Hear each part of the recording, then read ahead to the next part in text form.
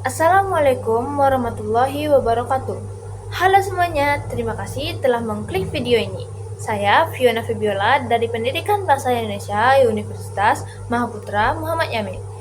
Kali ini saya akan menceritakan salah satu cerpen yang ada pada angkatan 1970 sampai 1980-an yang berjudul Seribu Kunang-Kunang di Manhattan karya Umar Khayyam. Nah, sebelum saya menceritakan cerpennya, saya ingin menjelaskan bagaimana sih sastra angkatan 1970 sampai 1980-an ini terbentuk atau berdiri. Mari simak videonya. Lahirnya sastra Indonesia. Angkatan 1970 sampai 1980-an. Sastra Indonesia. Angkatan 1970 sampai 1980-an lahir sebagai respons terhadap perubahan sosial, politik, dan budaya yang terjadi di Indonesia pada masa Orde Baru. Pada periode ini, kehidupan masyarakat mengalami modernisasi yang pesat, tetapi di sisi lain, kebebasan berpendapat sangat dibatasi oleh kekuasaan negara. 1. Latar sosial dan politik pada masa Orde Baru, pemerintah menerapkan kontrol ketat terhadap media dan kebebasan berekspresi. Kritik sosial yang disampaikan secara langsung sering disensor. Kondisi ini membuat para sastrawan mencari cara baru untuk menyampaikan kegelisahan dan kritik, yaitu melalui simbol, metafora, dan cerita yang tidak frontal. 2. Kejenuhan terhadap sastra sebelumnya. Sastrawan angkatan 1970-an merasa jenuh dengan sastra sebelumnya yang bersifat romantik, syarat pesan moral, menggunakan alur lurus dan bahasa konvensional. Akibatnya, mereka mencoba mendobrak bentuk lama dan menghadirkan sastra yang lebih bebas dan eksperimental. 3. Pengaruh sastra modern Barat. Lahirnya angkatan ini juga dipengaruhi oleh sastra Barat modern seperti eksistensialisme, Albert Camus, Jean-Paul Sartre, absurdisme, realisme psikologis. Pengaruh ini mendorong penulis Indonesia untuk lebih menyoroti konflik batin, keterasingan, dan krisis identitas manusia modern. 4. Perkembangan media sastra majalah sastra seperti Horizon, Basis, dan Budaya Jaya, serta Surat Kabar Nasional menjadi wadah penting bagi cerpen-cerpen baru. Media ini memungkinkan gagasan sastra modern berkembang luas dan menjangkau pembaca yang lebih besar. 5. Munculnya generasi penulis baru. Pada periode ini muncul penulis-penulis dengan gaya khas dan inovatif, seperti Putu Wijaya Umar Khayyam dan Narto Budi Dharma, Sutarji Kalzoum Bachri. Mereka tidak hanya menulis cerita, tetapi juga menawarkan cara pandang baru terhadap kehidupan dan manusia. 6. Perubahan fokus sastra. Jika sastra sebelumnya lebih menekankan cerita kepahlawanan, nasionalisme, ideologi, maka sastra 1970 sampai 1980-an beralih pada kehidupan individu, kegelisahan batin, hubungan manusia dengan modernitas. Umar Khayyam adalah sastrawan Indonesia yang memandang karya-karyanya sebagai upaya memahami berbagai gejala kehidupan manusia dan masyarakat. Ia menyatakan bahwa proses kreatifnya bukanlah perjuangan sia-sia seperti alegori Sisyphus dalam mitologi Yunani yang terus-menerus mengangkat batu hanya untuk menjatuhkannya kembali. Menurut Khayyam, Sisyphus melambangkan kegelisahan manusia modern yang ingin menaklukkan berbagai medan kehidupan, sedangkan dirinya tidak bermaksud menaklukkan apapun, melainkan menjelajahi kemungkinan-kemungkinan hidup secara reflektif dan manusiawi. Pandangan ini tampak dalam karya-karyanya yang banyak mengangkat persoalan batin, perubahan sosial, serta pertemuan antara tradisi dan modernitas. Karya-karya penting Umar Khayyam meliputi kumpulan cerpen Seribu Kunang-Kunang di Manhattan, 1972, Sri Sumarah dan Bawuk, 1975, Sri Sumarah, 1985, Parta Karma, 1997, dan Lebaran di Karet, 2002, serta novel Para Priayi, 1992, dan Jalan Menikung, 2000.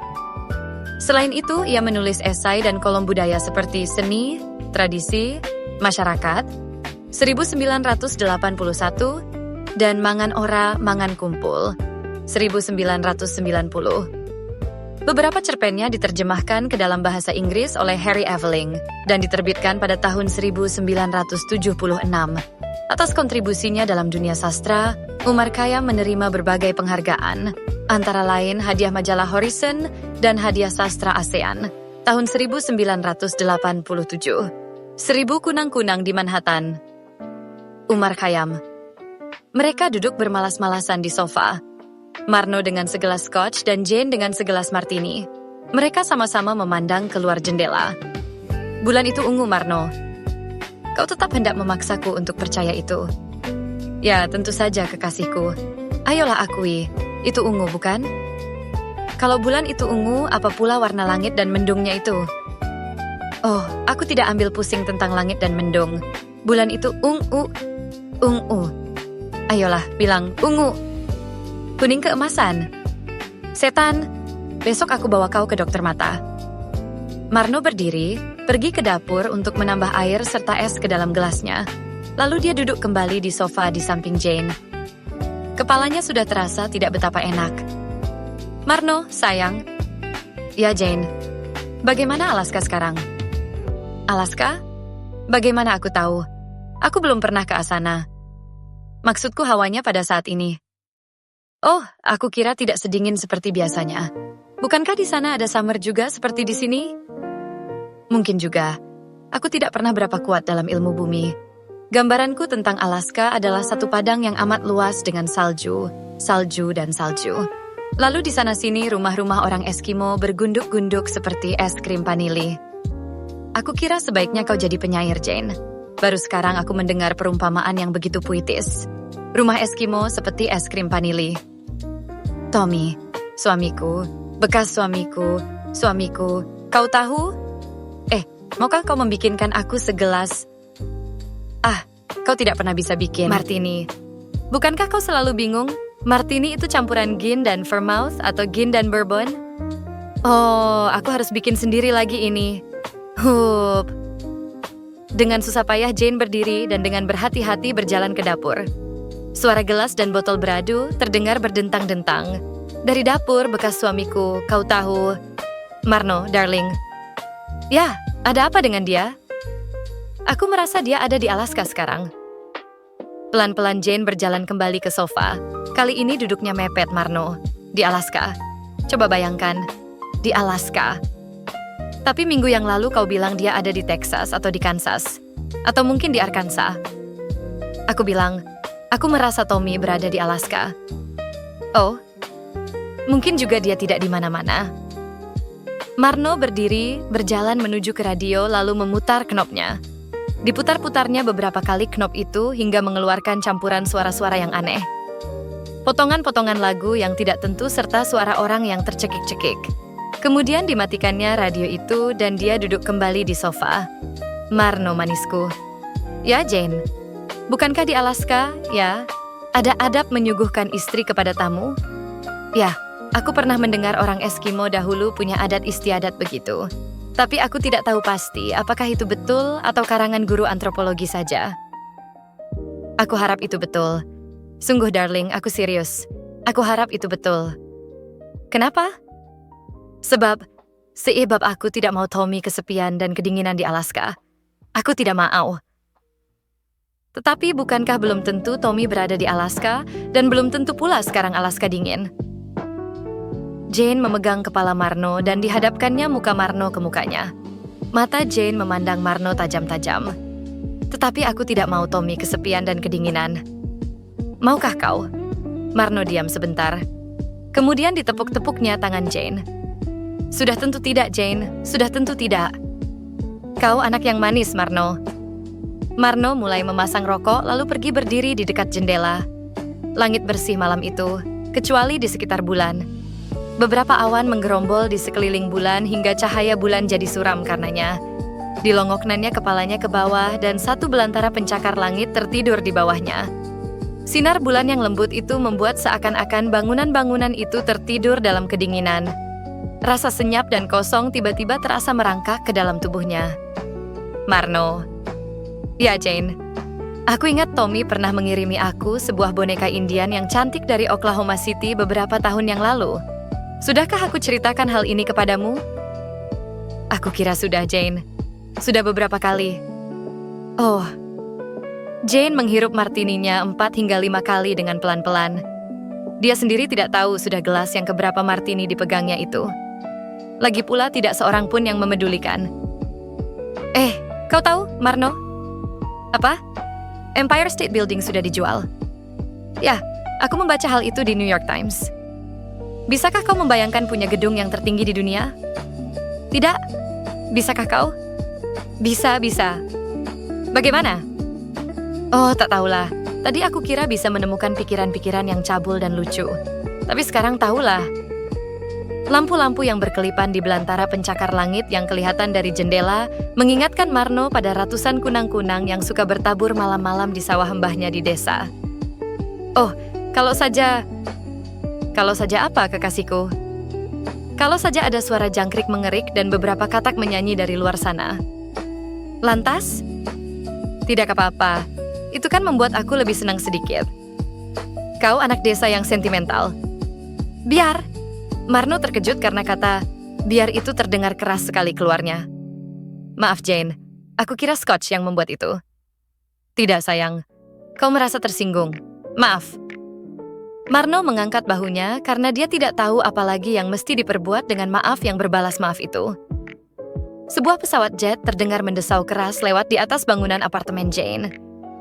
Jet keparat. Jane mengutuk sambil berjalan terhuyung ke dapur. Dari kamar itu, Marno mendengar Jane keras-keras membuka keran air. Kemudian dilihatnya Jane kembali, mukanya basah. Di tangannya segelas air es. Aku merasa segar sedikit. Jane merebahkan badannya di sofa. Matanya dipejamkan, tapi kakinya disepak-sepakkannya ke atas. Lirih-lirih dia mulai menyanyi. Deep blue sea, baby deep blue sea. Deep blue sea, baby deep blue sea.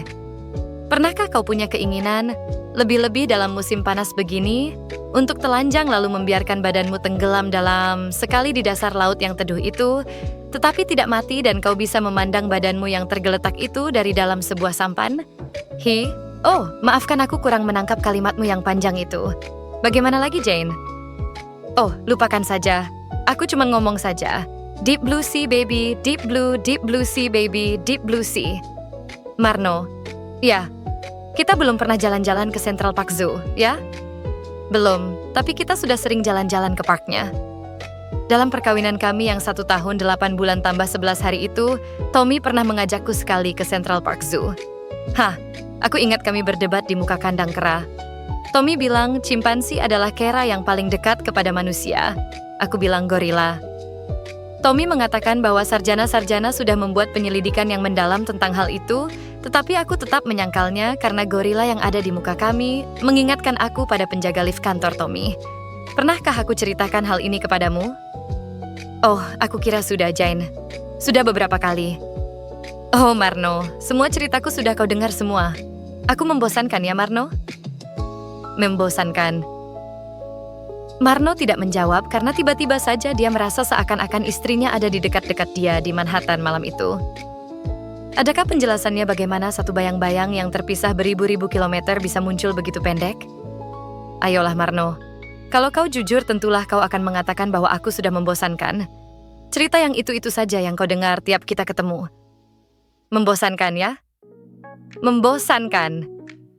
Tapi tidak semua ceritamu pernah aku dengar. Memang beberapa ceritamu sudah beberapa kali aku dengar. Bukan beberapa, sayang. Sebagian besar. Baiklah, taruhlah sebagian terbesar sudah aku dengar. Aku membosankan jadinya. Marno diam, tidak mencoba meneruskan. Disedotnya rokoknya dalam-dalam, lalu dihembuskannya lagi asapnya lewat mulut dan hidungnya. Tapi Marno, bukankah aku harus berbicara? Apalagi yang bisa kukerjakan kalau aku berhenti bicara? Aku kira Manhattan tinggal-tinggal lagi kau dan aku yang punya. Apalah jadinya kalau salah seorang pemilik pulau ini jadi capek berbicara? Kalau 2 orang terdampar di satu pulau, mereka akan terus berbicara sampai kapal tiba. Bukan? Jane memejamkan matanya dengan dadanya lurus-lurus telentang di sofa. Sebuah bantal terletak di dadanya. Kemudian dengan tiba-tiba dia bangun, berdiri sebentar, lalu duduk kembali di sofa. Marno, kemarilah, duduk. Kenapa? Bukankah sejak sore aku duduk terus di situ? Kemarilah, duduk. Aku sedang enak di jendela sini, Jane. Ada beribu kunang-kunang di sana. Kunang-kunang? Ya. Bagaimana rupa kunang-kunang itu? Aku belum pernah lihat. Mereka adalah lampu suar kecil-kecil sebesar nokta. Begitu kecil? Ya. Tetapi kalau ada beribu kunang-kunang hinggap di pohon pinggir jalan, itu bagaimana? Pohon itu akan jadi pohon hari Natal. Ya, pohon hari Natal. Marno diam lalu memasang rokok sebatang lagi. Mukanya terus menghadap keluar jendela lagi. Menatap ke satu arah yang jauh, entah kemana. Marno, waktu kau masih kecil... Marno, kau mendengarkan aku, kan? Ya. Waktu kau masih kecil, pernahkah kau punya mainan kekasih? Mainan kekasih? Mainan yang begitu kau kasihi hingga kemanapun kau pergi selalu harus ikut? Aku tidak ingat lagi, Jane. Aku ingat sesudah aku agak besar, aku suka main-main dengan kerbau kakekku, si Jilamprang. Itu bukan mainan, itu piaraan. Piaraan bukankah untuk mainan juga? Tidak selalu. Mainan yang paling aku kasihi dahulu adalah Uncle Tom. Siapa dia? Dia boneka hitam yang jelek sekali rupanya. Tetapi aku tidak akan pernah bisa tidur bila Uncle Tom tidak ada di sampingku. Oh, itu hal yang normal saja, aku kira. Anakku juga begitu. Punya anakku anjing-anjingan bernama Fifi. Tetapi aku baru berpisah dengan Uncle Tom sesudah aku ketemu Tommy di high school. Aku kira, aku ingin Uncle Tom ada di dekat-dekatku lagi sekarang. Diraihnya bantal yang ada di sampingnya, kemudian digosok-gosokkannya pipinya pada bantal itu. Lalu tiba-tiba dilemparkannya lagi bantal itu ke sofa dan dia memandang kepala Marno yang masih bersandar di jendela. Marno, sayang. Ya, aku kira cerita itu belum pernah kau dengar, bukan? Belum, Jane. Bukankah itu ajaib? Bagaimana aku sampai lupa menceritakan itu sebelumnya? Marno tersenyum. Aku tidak tahu, Jane. Tahukah kau? Sejak sore tadi baru sekarang kau tersenyum. Mengapa? Marno tersenyum. Aku tidak tahu, Jane. Sungguh. Sekarang Jane ikut tersenyum. Oh ya, Marno, manisku. Kau harus berterima kasih kepadaku. Aku telah menepati janjiku. Apakah itu, Jane? Piyama. Aku telah belikan kau piyama tadi. Ukuranmu medium large, kan? Tunggu ya. Dan Jane, seperti seekor kijang yang mendapatkan kembali kekuatannya sesudah terlalu lama berteduh, melompat-lompat masuk ke dalam kamarnya. Beberapa menit kemudian dengan wajah berseri, dia keluar kembali dengan sebuah bungkusan di tangan. Aku harap kau suka pilihanku. Dibukanya bungkusan itu dan dibeberkannya piyama itu di dadanya. Kau suka dengan pilihanku ini? Dibukanya bungkusan itu dan dibeberkannya piyama itu di dadanya. Kau suka dengan pilihanku ini? Ini piyama yang cantik, Jane. Akan kau pakai saja malam ini. Aku kira sekarang sudah cukup malam untuk berganti dengan piyama. Marno memandang piyama yang ada di tangannya dengan keraguan. Jane. Ya, sayang. Aku belum tahu apakah aku akan tidur di sini malam ini. Oh, kau banyak kerja? Tidak seberapa sesungguhnya. Cuma tak tahulah. Kau merasa tidak enak badan? Aku baik-baik saja. Tak tahulah, Jane. Aku harap aku mengerti, sayang. Aku tak akan bertanya lagi. Terima kasih, Jane. Terserahlah, cuma aku kira aku tak akan membawanya pulang. Oh, pelan-pelan dibungkusnya kembali piyama itu, lalu dibawanya masuk ke dalam kamarnya. Pelan-pelan Jane keluar kembali dari kamarnya. Aku kira, aku pergi saja sekarang, Jane. Kau akan menelpon aku hari-hari ini, kan? Tentu, Jane. Kapan? Aku bisa mengharapkan itu? Aku belum tahu lagi, Jane. Segera aku kira. Kau tahu nomorku, kan? Eldorado. Aku tahu, Jane. Kemudian pelan-pelan diciumnya dahi Jane, seperti dahi itu terbuat dari porselin. Lalu menghilanglah Marno di balik pintu, langkahnya terdengar sebentar dari dalam kamar turun tangga. Di kamarnya, di tempat tidur sesudah minum beberapa butir obat tidur, Jane merasa bantalnya basah. Sekian materi sejarah sastra angkatan 1970 sampai 1980. dan cerpen 1000 kunang-kunang di Manhattan karya Umar Khayyam. Semoga teman-teman yang menonton dapat mengambil pelajaran dari video ini. Saya ucapkan terima kasih. Assalamualaikum warahmatullahi wabarakatuh.